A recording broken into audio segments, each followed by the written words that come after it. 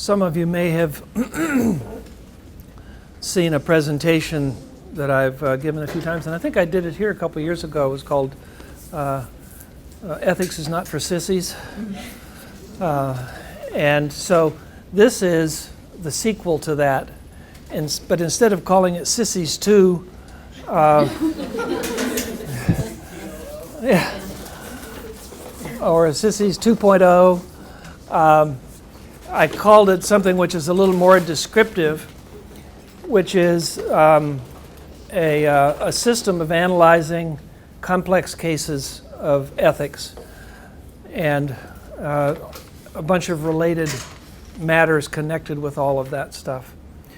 So I've taken the questions that came in online and those only just came in, I think, yesterday. So it was really short. But I tried to pull in as many questions as I could where I thought they might flow with the presentation as I was doing it. And so this is sort of for the people that are online. Did people in the class send stuff too? Okay. So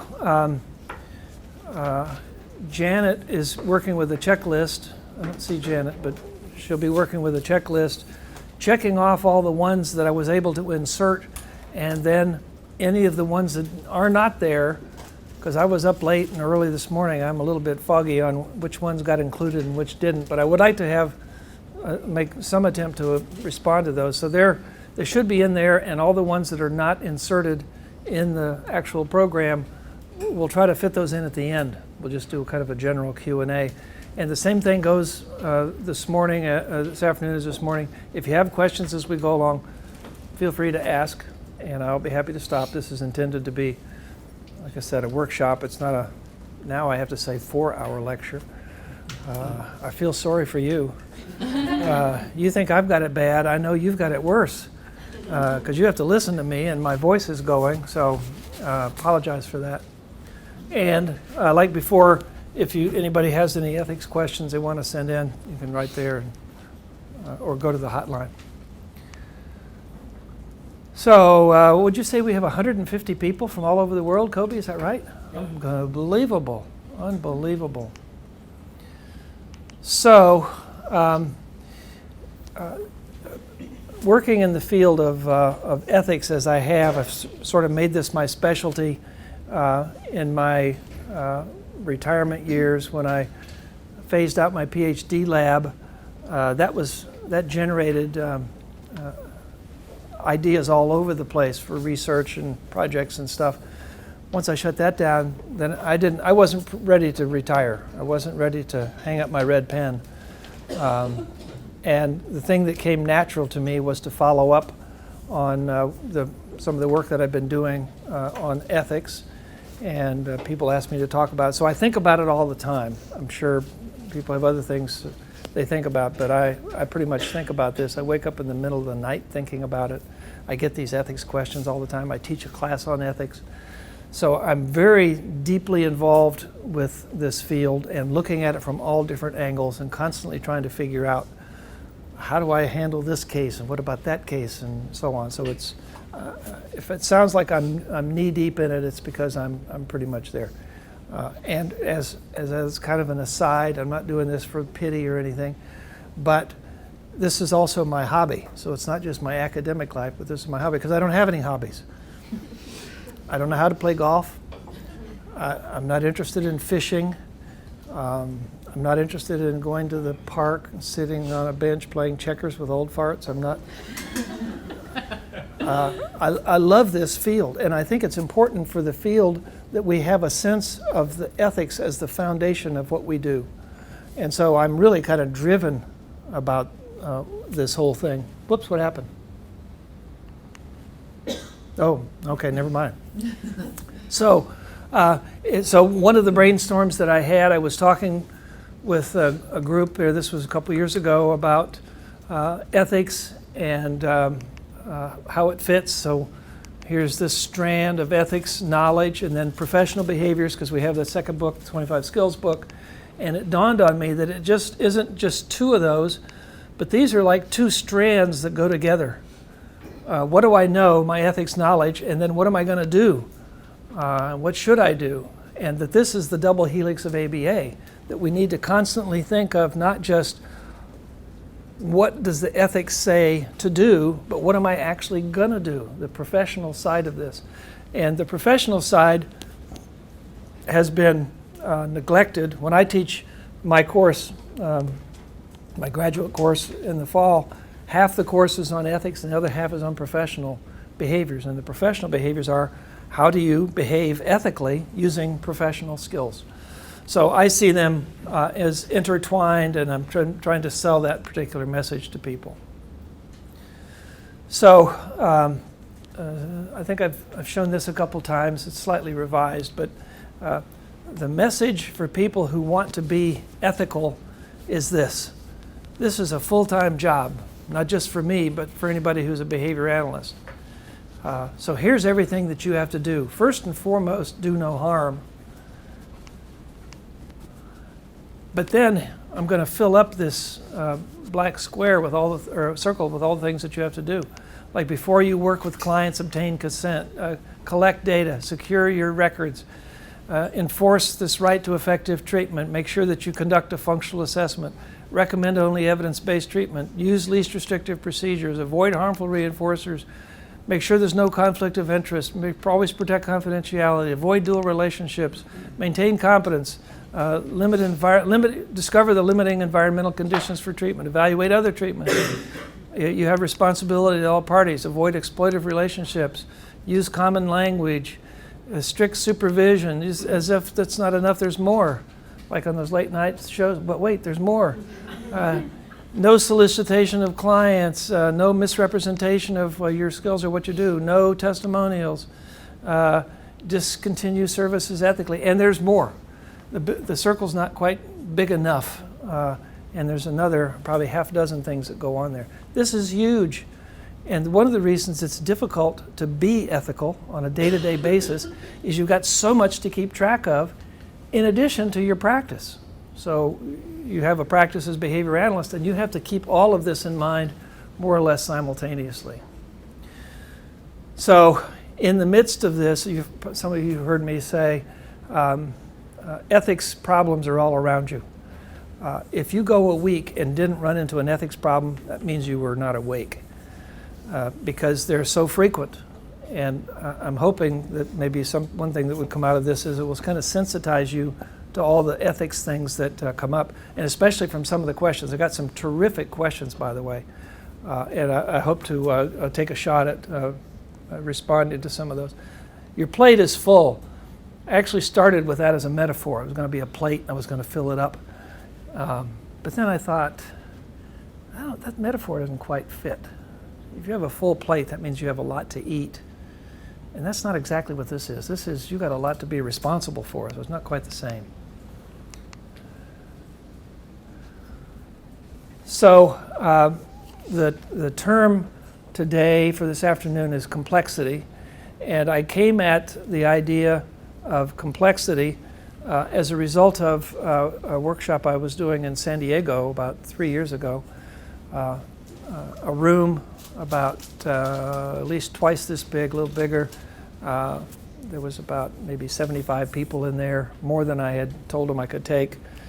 And day-long workshop. We have people fill out these forms of what their ethical issues are, and then at the end we collect them.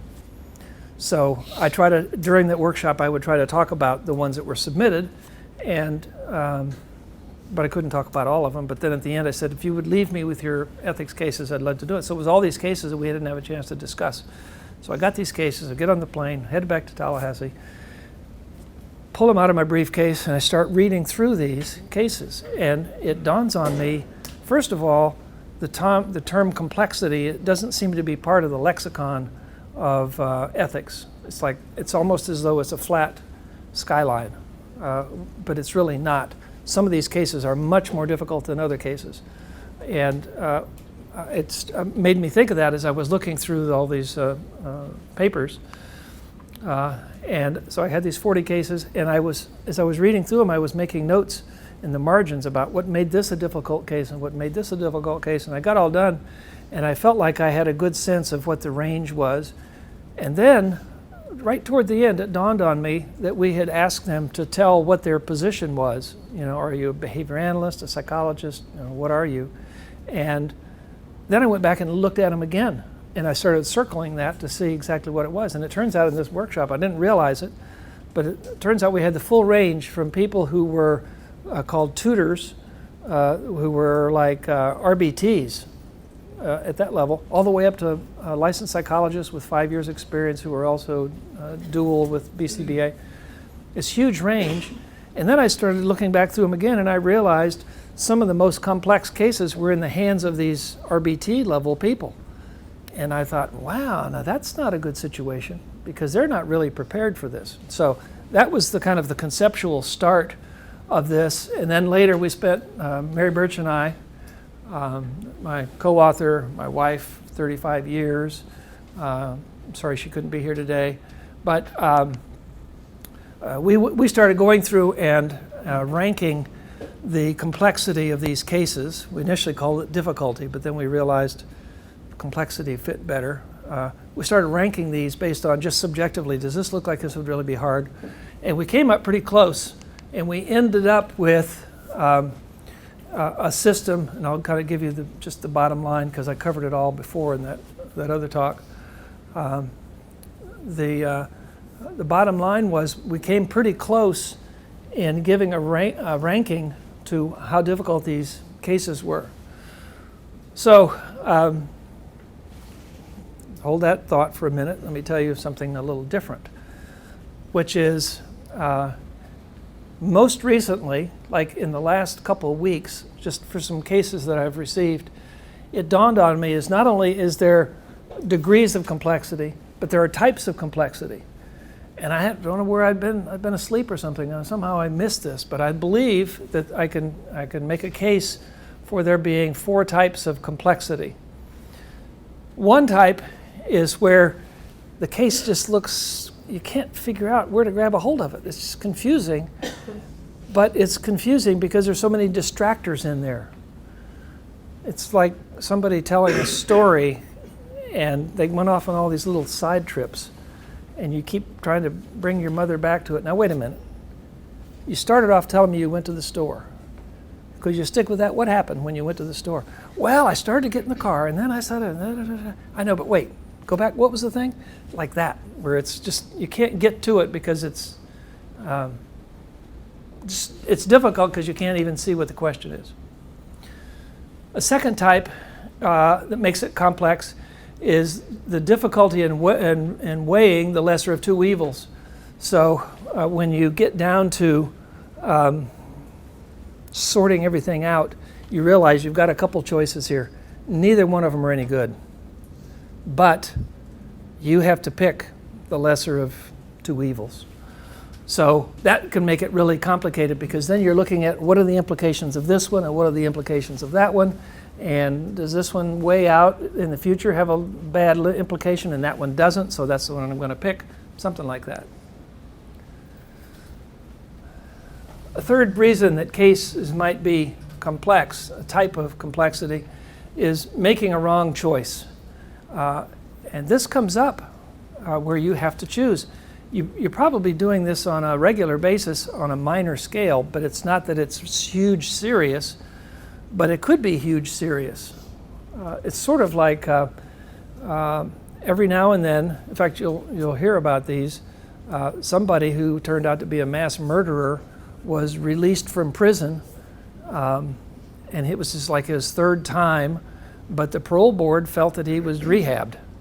So he gets out, a month later, kills that girlfriend that put him in prison the last time, and nobody saw it coming. Well, that was a serious choice. I'm sure the parole board and the judge and so on discussed that a long time, and sometimes you make a bad choice. And I think that can affect us too. It's not always life or death, but sometimes it's a wrong choice.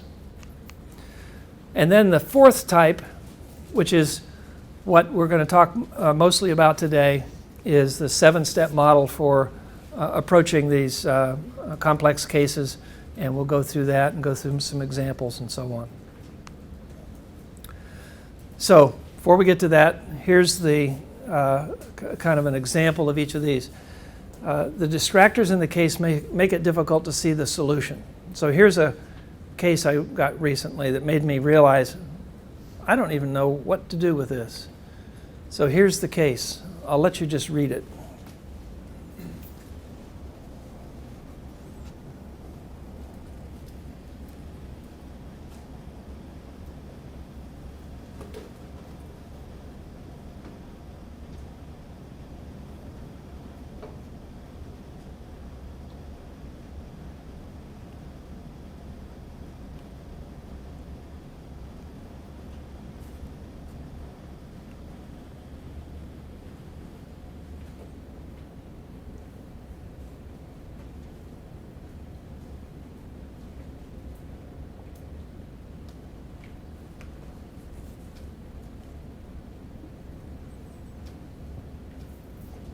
Everybody sort of got that?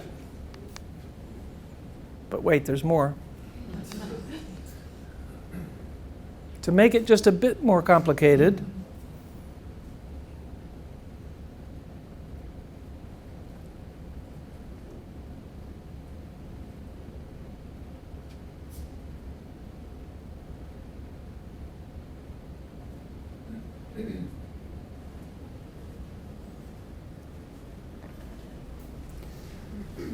she put this in there because the initial question really wasn't a question. It was, I have a serious problem. I need to talk to you on the phone. Here's my number. And I wrote her back and said, I really need to have some idea of what we're going to do. And I'm really glad I did that, because if I was listening to this, I would never been able to figure it out. So then, 24 hours later or so, she wrote this out. Now, can you tell what the ethics issue is in this? Do you need to look at the first one again? Or let me rephrase it. Let's think of the distractors.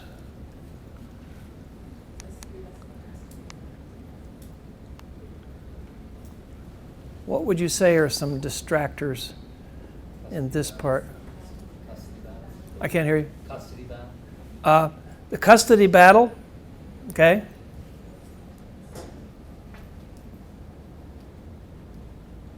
She's not witnessing the behavior. She's not witnessing the behavior, but that didn't stop her from going on and on. Right? Skinner in Verbal Behavior has a whole chapter on editing, where you monitor what you're about to say and then you don't spill it all out, you just say some of it. Everything else got thrown in the trash. You just tell the relevant things. And I think this individual could benefit from reading that chapter on editing.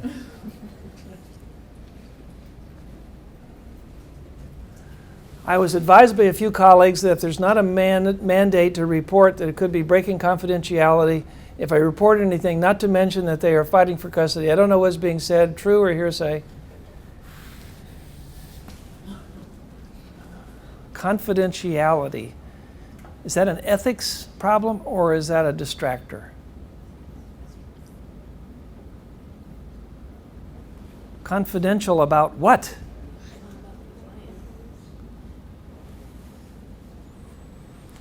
I tried calling the state's attorney's office, the board of therapists and counselors, the medical board, spoke to 2 BCBAs, 2 LPCs. No one has the answer to this situation. Is it possible that it's just a string of distractors? That the whole thing's a set of distractors?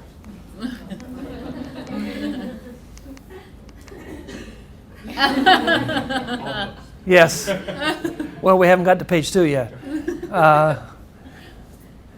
I had a parent of a client talk to me about the possibility of her ex, the father of the client, abusing animals.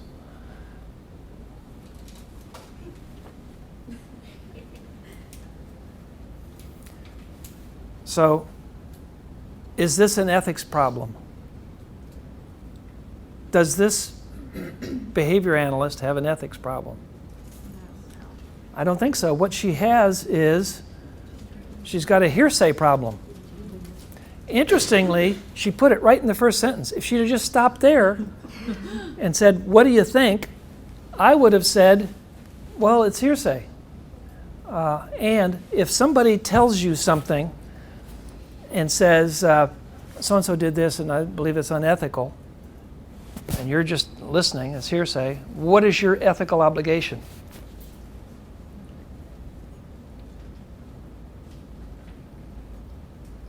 Your ethical obligation is to say to the person, you need to report, possibly report this. A parent says to you, the last behavior analyst I did such and such, or didn't do something, never used an FBA, blah, blah, blah, blah, blah. And they look at you like you're supposed to do something. And you are. You're supposed to say, you could report them for that. Well, why don't I do it? Because it's hearsay. I can't do it. So actually, a certain percentage, I'd say probably 20% of the stuff that I get as an ethics case turns out to be hearsay.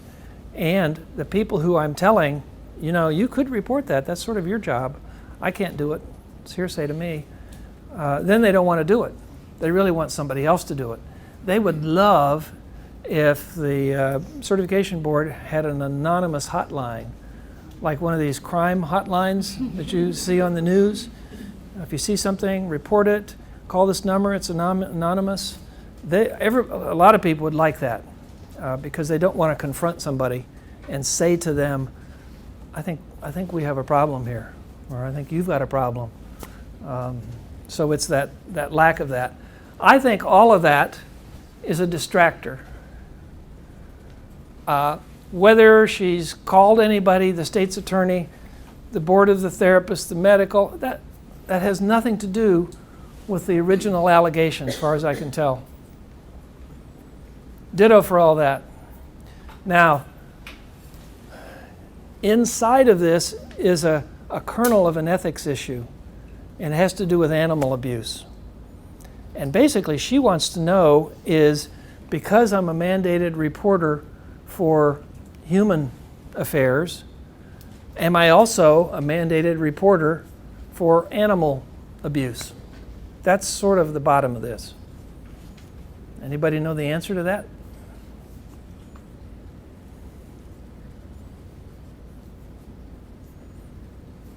The answer is yes, you are. Not as a behavior analyst, but as a citizen. There's a very strong animal protection sense in our culture, and if you see a neighbor abusing their dog or some other animal, as a citizen you have an obligation not to confront them. That could be dangerous, but call animal control and they will come out and they will look into this and they will do something about this. But you have an obligation to do that, and if you think about that, that is a citizen's obligation. As a behavior analyst, you've got a similar thing with regard to abuse of clients, if you see abuse and that sort of thing. So it was really odd, the direction that she took this, going way off into the Attorney General's office and all that kind of stuff. Really, all she had to do was call the animal shelter. Find out what they say. Well, there's this other complication that the ex-husband lives in another county or state or something like that. But that's minor. You can call any animal shelter and say what happens if you observe somebody, and they'll tell you exactly what to do. And they're good at what they do. They care about animals. So it's a case that it got complicated because she went in the wrong direction. You can ask all the licensed psychologists you want about this, and they don't know the answer to that, nor does the state's attorney's office. And my guess is what happened is she got them on the phone and started, and they go, I don't know, goodbye. You better call Dr. Bailey. Yeah, right. Yeah. Ghostbusters. Okay, so that's one of those. Now, here's the second type of complexity, this lesser of two evils. I'll let you read this one too.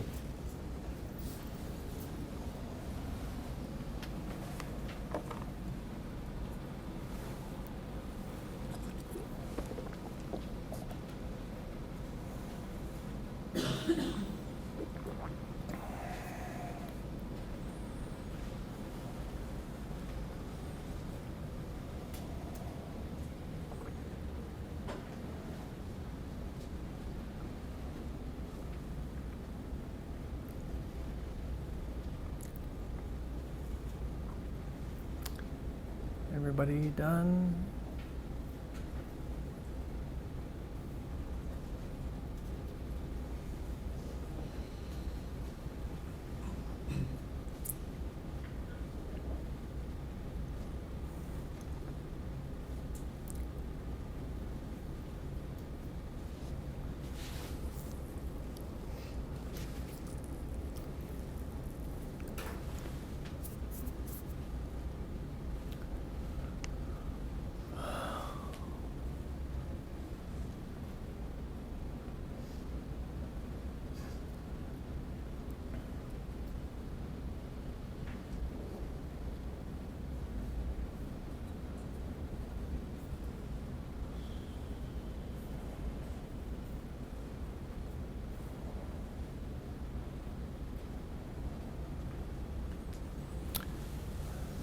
I put in bold what seems to be the central question. And the rest of it is not exactly distractor. It was sort of background information that you'd sort of have to have before you could get to that. So this is a pretty well crafted question. So what are the two choices? Services or service from someone connected to the family dual relationship. Can you speak up just a little bit? So, Either no services for the child, so the child doesn't get any appropriate supervision. because Because there's no behavior analyst there in the community, because it's a small community without resources.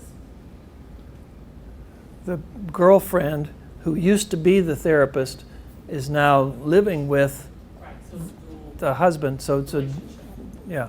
So it's a dual role conflict of interest,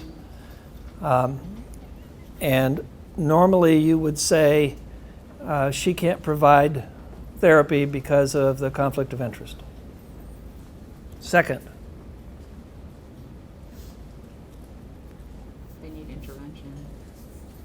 they need intervention. And there's Apparently, limited- there's nobody to do it. So it looks like the choices are let the behavior analyst slash girlfriend living with the dad continue to provide the services that she was providing before and just take it in the neck about the conflict of interest. Or you say, well, then the kid doesn't get any services.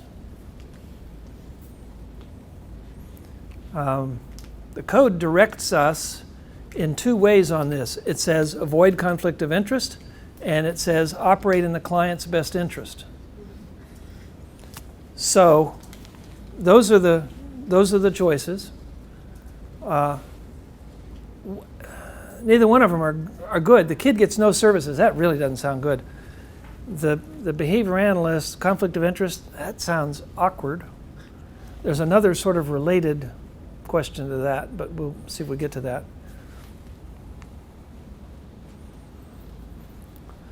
So let's see, we can do show of hands. I guess we can't do show of hands with 150, but those present, how many are in favor of letting the girlfriend slash behavior analyst slash homewrecker According to the person who wrote this, and I wrote her back to see if there's any more details, the supervisee swears that she wasn't the homewrecker. They always say that. But do you let that person provide the services, and then if so, I've got a couple more questions for you, or the kid doesn't get services because there's nobody in the community? How many for number one, homewrecker, number one? Anybody? Okay. How about option number two, kid gets no services? See, you guys don't want to put your hand up for no services. So you can kind of get a sense of, wow, damned if you do, damned if you don't. So there's one, enforce the rule about no conflict of interest. Don't enforce the rule, services provided for the children by the supervisee, and just lump it on the conflict of interest.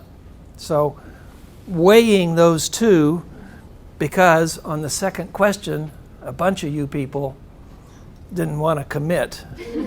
But by default, you're for the kid getting no services. I hope you realize that, unless you can come up with a third option.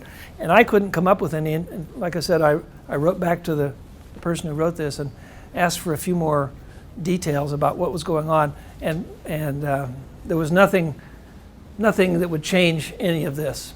So that's the hard way to go. Here's what, can I finish the sentence? No, she gets to go. Of course. Here's what I said. No, I'll hold that. Go ahead, you talk first. Are we assuming that the trainee, I guess, is unwilling to break that personal relationship? Yes.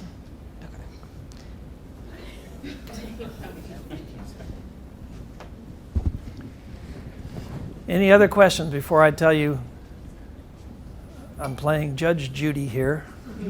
What Judge Judy decides. All right, here's what I said. I said, I don't think that we can say this child who was receiving services and apparently doing fairly well with services, that we're going to cut that off because we have a clause about no conflict of interest. I don't think we could justify that. It would just be very difficult to justify. So I think the answer is that you allow this to proceed. You're supervising this person. Allow that to proceed, but actively seek alternative solutions. Somebody, somewhere, maybe come up. And it could be that you do this for 3 months, 6 months, and then somebody moves to the community, then there's another option. That's the only way I could see it, because I couldn't see depriving the kid of any kind of services. When I presented this to my class on Monday night, they got all into this case, my students did, and they wanted to know about the wife, the ex-wife. Well, where is she in all this? See, I think it's because they watch that TV show. There's one of them based right here. They may be filming out there now, Housewives of Atlanta. I think they watch too much of that stuff. Well, what does the ex-wife think? So I wrote the writer of this thing and I said, what's the deal on the wife? The students want to know. And sadly, she didn't have any information. So, that'll require more investigation.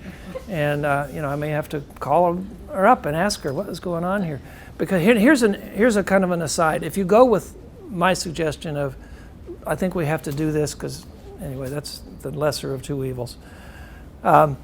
When she was the behavior analyst and she came into the home and did the services, she was paid as a behavior analyst.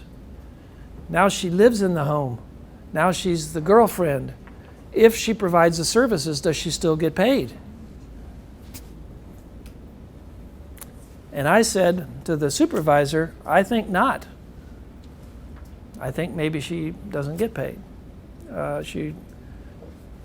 She'll have to work with other clients, other places to make up that income. It's very easy to see how this conflict of interest is going to play out. Very easy to come up with some examples. She's living with the husband, the ex-husband, and these are the two kids. Now she's having to provide these services for free, and the conflict is now she has other clients out in the community that she's supposed to go to. So does she work with little Tommy for free, or does she get in the car and drive somewhere else where she can get paid money? That's going to be the conflict. And I suspect that it's going to wear off after a while, the fun of doing behavioral treatment for this guy's kids. I think the fun of that's going to wear off after a while, and the money is going to be important. And that could be a deal breaker as far as this whole thing. And after a while, she may decide, you know what, I liked it better when I was on the outside. And maybe I just dated the guy or something. But you can see how these things can spin out of control. Michael has a question. Do we need to give him a mic? Might just want to leave that over here. So when this goes from guidelines to a code, it's possible then that someone could get dinged on something like this and then Yes. somebody not? Yes. It's just all completely In a situation, contextual. in a situation like this, you have to ask who's the dinger and who's the dingee. Somebody would have to object to this arrangement if she continues to provide the treatment. You'd have to say, well, I wonder who that would be. My guess is the ex-wife. Yeah. She would be the likely one.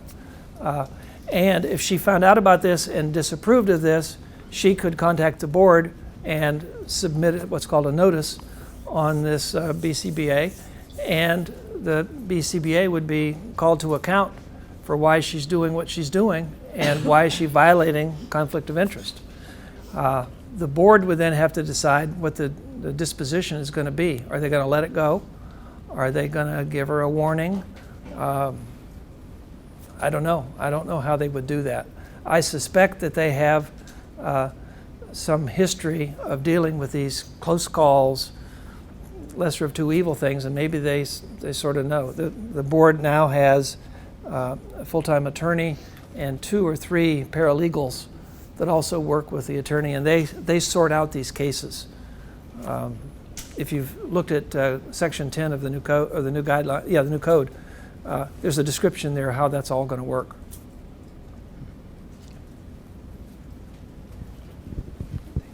Hey, yeah, can I just also throw in an online one real quick? Sure. Someone online also wanted to know how this might affect the BCBA supervising that person. If he or she chose to let services go on, would the BCBA be at risk of an ethical violation? Yes. Yep. And again, you'd have to think of who's going to ding that person.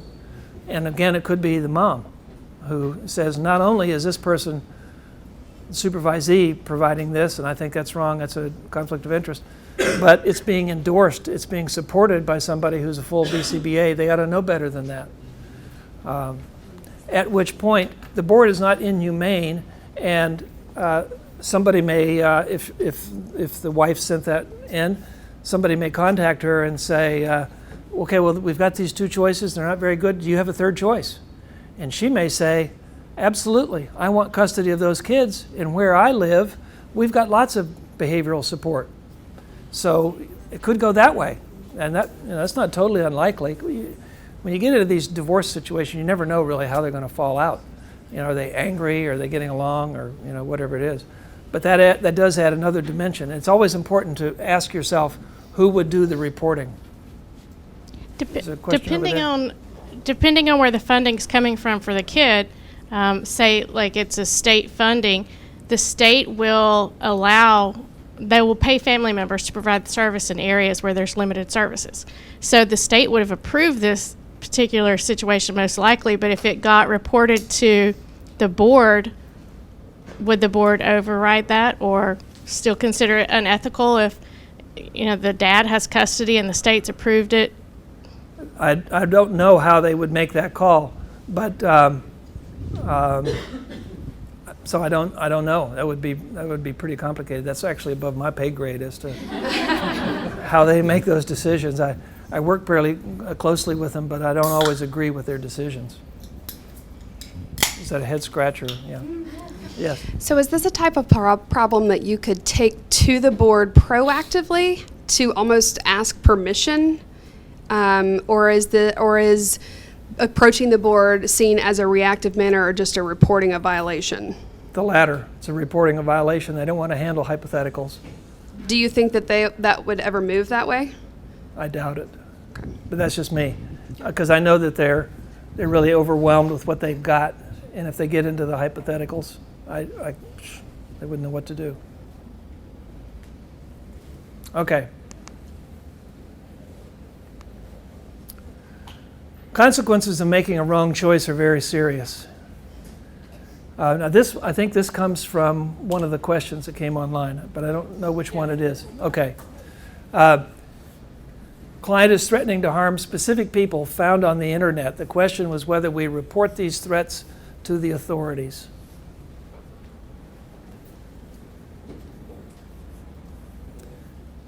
Bear in mind, do no harm.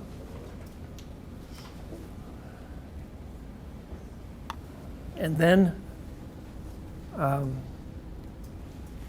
So somehow the person who wrote this is aware of the threat and presumably of the specific people. And this is very timely because of these school shootings and stuff where people say, I had no idea. In other cases, I forget which one, there's been so many, sadly, but in other cases, there was a culprit, like the Charleston shooting. The guy went into the black church and killed a bunch of people. He apparently had a conspirator with him. I figured that all along, that there was something to that. Guy didn't look bright enough to write that manifesto. And furthermore, here's a subtle thing. You remember the pictures of the guy with a Confederate flag and a gun? Remember that picture? Somebody took that picture. And you know how you can tell? Because it's out of range of a selfie. The person who took that picture is probably the Confederate. And he asked him, hey, could you take this picture of me? How much he told him is unknown. But anyway, so let's say that you've actually got your hands on this information from the internet. We don't know how the information came out, but somehow you've got it. And they name somebody. And you decide it's an idle threat. The most recent shooting out in California, or not shooting, it was a stabbing, guy with a knife. He had a manifesto stuck in his shirt, and they found it when they did the autopsy. If that guy talked to anybody, and we don't know exactly, so far the story is that he was rejected by a study group. And he was out to kill the people in the study group. That was what his intent was, until he got interrupted. So the people who rejected him, they knew who they were. If they had gotten their hands on the manifesto, it would be like getting their hands on these emails, and it would say, I got ejected from a study group, and then you could find it. So let's just say, the guy gets out of his car, got a big knife, got this manifesto, 3 or 4 pages, tucked in his shirt. He's striding vigorously across campus. Cop is watching him going, well, kid's late for class. Sees this thing slip out of his jacket, falls to the ground. Cop or anybody picks it up, reads it. That would be where you'd be right here. You read it and it says, I am so pissed off about being kicked out of this study group. I will show them I'm going to get revenge. If you're the person who picks it up, a cop or just a citizen, you go, fold it up, put it away. See, you've just put people in harm, I think. So take that in context with the client is threatening to harm specific people found on the internet. Do you report the threat to the authorities? Let's get a big hands of how many people think, yes, you report to the authorities. That's pretty good. Any no's? Don't report? I think the only situation might be if you know the person. Hold on. I raised my hand for yes, but I think if you know the person and they're constantly making comments like this, and you've done functional assessments, you determine they're doing this for attention, and yeah. I mean, you still are in a sticky situation, but Sure. at least at that point you know this is a common pattern. They could fall into a category of empty threats. Yeah. And what you're doing is, well, we investigated the last 3, 4, 5 times, nothing came of it. This is just one more. Let's say you make that decision. Let's say you're wrong. When the investigation rolls around, they're going to come knocking at your door. And they're going to say, so, you knew about this, you didn't report it. And you say, well, empty threats, a crying wolf. And they're going to go, turn around, put your hands behind your back. I think there comes a time when you really have to think about what happens if I report, what happens if I don't. If you report, you're safe. this is not in your lap anymore. It's in the lap of the authorities to investigate. Now, if the authorities get it and they say, it's that same guy, we don't worry about it, it's on them. You did your part. But imagine if you say, he's probably just bluffing, he's not going to do anything, and he does, I don't think you'll have a good night's sleep the rest of your life. You realize what could have been done.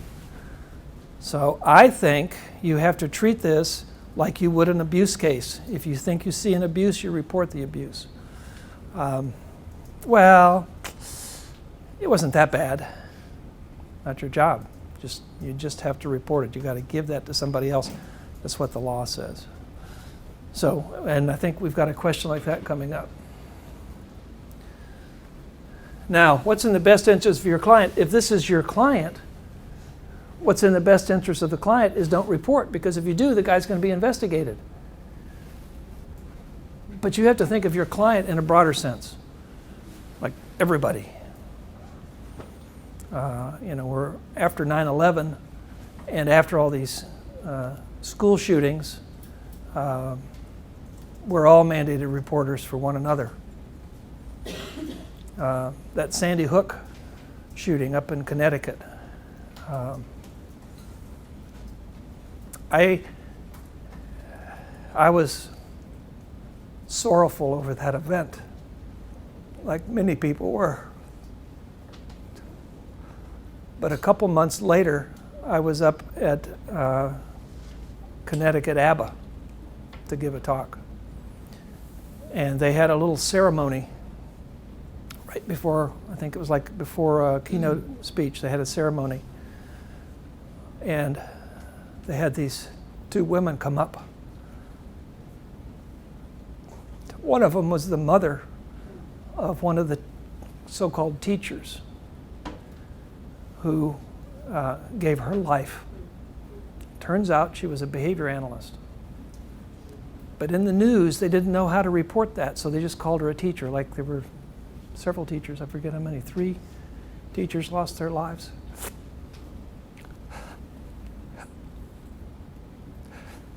I was sitting in the audience, I didn't even know what this was going to be about. And they started doing it, and I started crying. That was one of ours. Could be one of you that was in a situation like that and would do everything you could to save your kids. And that's sort of what I think about in terms of, what's in the best interest of our clients.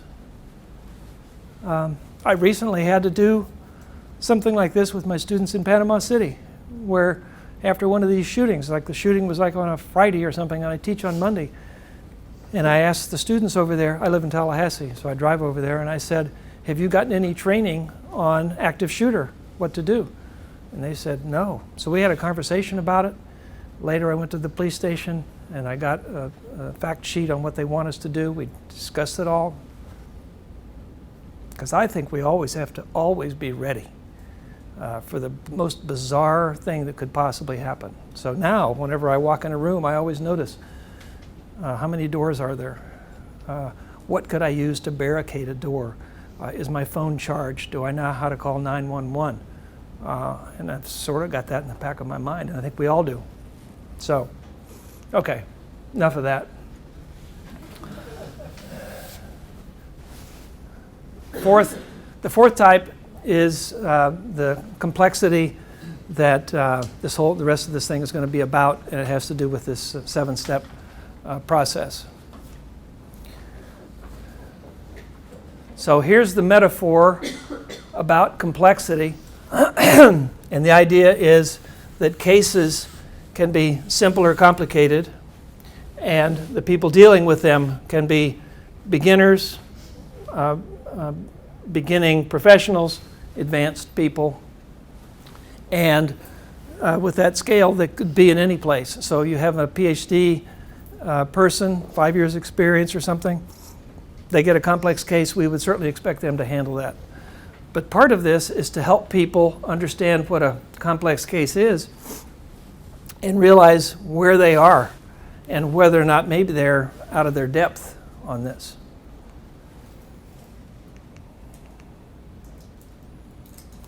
So those of you that have seen that Sissy's talk, you know it's about this metaphor of the Whitewater Rapids, where there's rapids are ranked 1 to 6. Anybody do whitewater rafting? Yeah, great fun. And you have it right here in Georgia. Nantahala, great place to go do this. And if you go there, the guides will ask you a bunch of questions about your experience, your fitness, and so on, because there's different kinds of rivers and creeks up there. And if you have never done it before, they're going to put you on a Class 1 rapid, which is small, rough areas. There's no maneuvering necessary, really no skill necessary. And if you have done a lot of this, they may decide to put you, they don't have any Class 6 up at Nantahala. I think the most they have is about maybe a 3 or 4, depending upon the rain. But the idea is that they take this serious, and they don't want anybody to get hurt, and they don't want to take some novice person and put them in a situation like that. And ideally, the way it would work is if you had an ethics case, you'd send it to somebody, and the person would say, tell me about your background.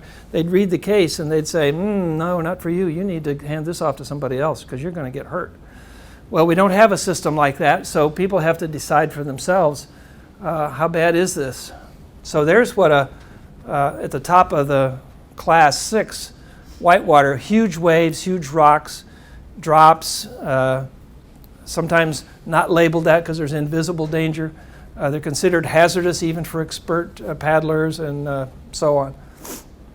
I think there are some ethics cases that are sort of like that too. You could just absolutely get swamped. You could get fired, you could lose your job. I mean, it could really be serious. And for the most part, most cases are low level, 1, 2s, occasional 3s or whatever. So my proposed categories of what would make something a level 6 looks like this. There's a serious violation of the Code of Ethics. There could be physical, psychological harm, and it should be imminent. Now, to get a 6, it doesn't have to have all of these, but it has to have enough, and I don't know exactly how many, but it has to have enough to put you on notice. Violation of rights is imminent. You can't solve this on your own. There's going to be more than one step necessary to solve this ethics case. It's not just one meeting. There could be interagency, interoffice politics involved. There could be legal issues involved. You're at risk of being fired or sued if you take action. And at level 6, I think this is somebody with quite a bit of experience. So several years in grade as a supervisor, maybe sitting on a human rights committee, something like that, so that you have a real sense of what the perspective of all this is. After handling lots of cases, and I've been doing these for a little over 5 years now, I can sort of read them and I get some sense of, ooh, this is going to be a hairy one. And other ones, they just seem kind of easy. I think we have some of the former in this list that we've got here, so we'll get to some of those. So that'll give you a rough feel for what it is. 2 or 3 of these things in there means this is going to be a tough case.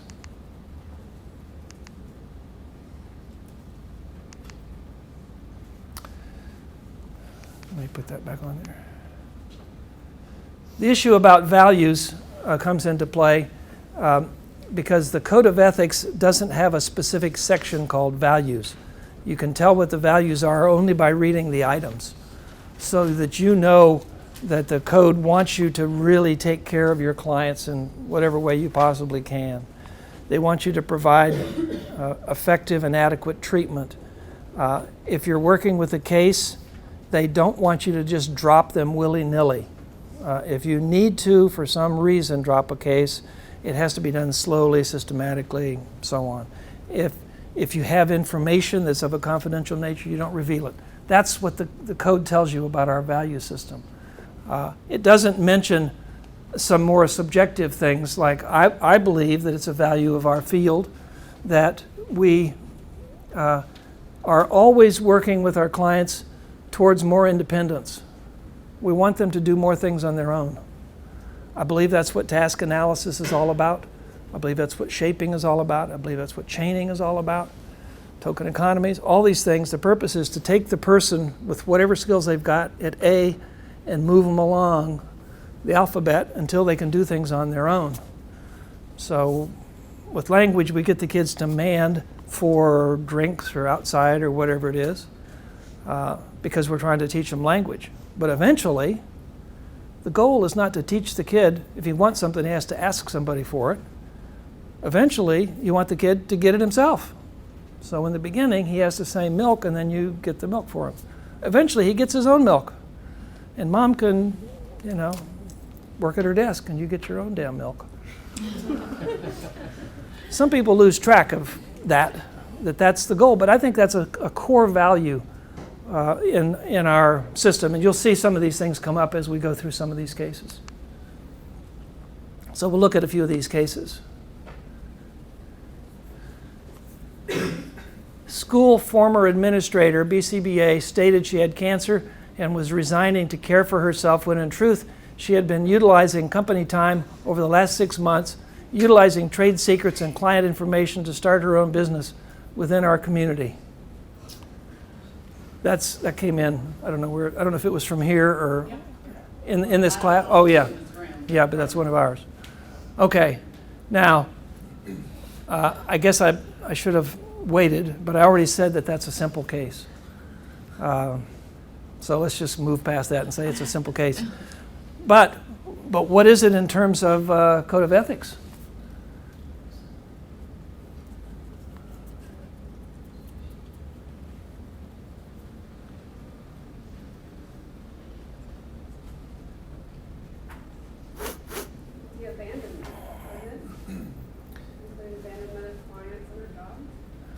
She was the former administrator. Now, first thing is, when you look through these, you have to go, wait a second, does this even apply to us?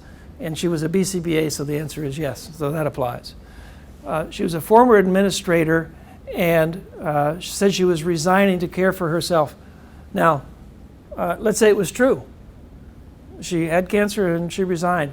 Would that be abandonment of her clients? I don't think so. You'd say, okay, well, how are you going to phase out? The way this is written, it doesn't exactly say whether she had a caseload or whether she was just an administrator, and it doesn't say whether she brought somebody into trade. We're leaving some details out here. So there's a couple of things. One is, I had cancer when she didn't. What's the problem with that from the point of view of the code? Honesty, integrity. 1.04. Honesty, integrity. That's a blatant lie. Yeah, good for you.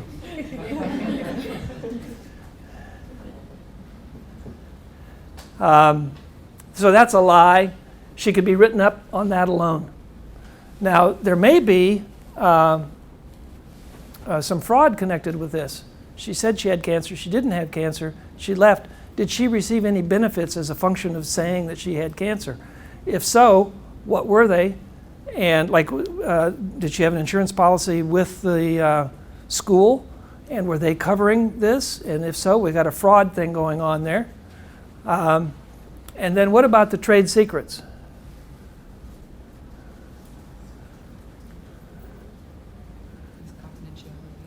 Confidentiality, yep. I would assume that, everybody has a contract these days, that as an administrator she had a contract and that somewhere in there it mentioned something like this. I would hope so. If you run a small company, take note about making sure that you have stuff like this to cover your conditions. And then what about the client information?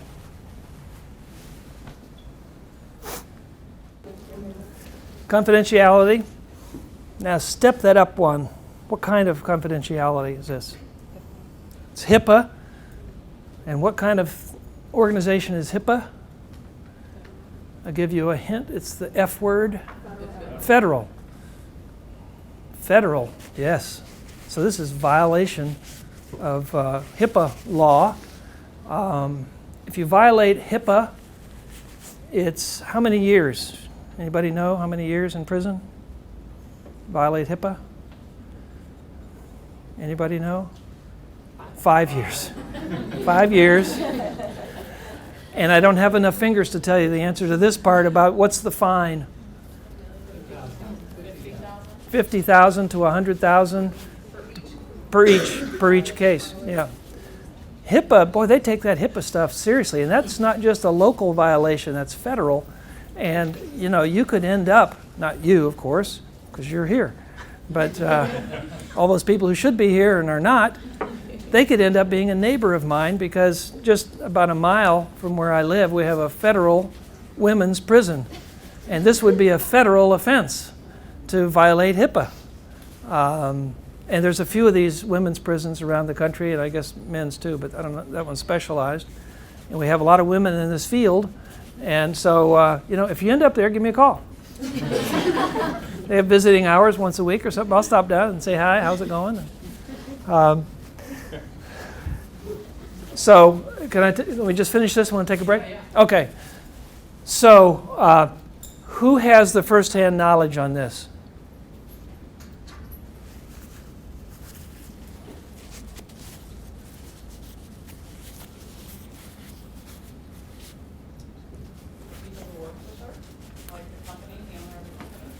Theoretically, the person who wrote this, actually they may have put it in another part of the question about who they were, but presumably if they knew this much, they had first-hand knowledge. They didn't just have hearsay. So that person had first-hand knowledge. That person could report her for multiple violations of fraud, of misrepresentation, unethical conduct, all the way up to HIPAA and federal. So there's about 4. Yeah, it was the owner. The owner? Organization. Okay. The owner knew about this, and this was the former administrator. So the owner, theoretically, has got the goods. So now the question is, can we get the owner to file a notice with the certification board and make this whole thing stick? And I hope that if the owner is out there, and if you're within earshot, anywhere around the world, I hope that you'll think about filing a complaint against this person. So we'll take 10, we'll come back.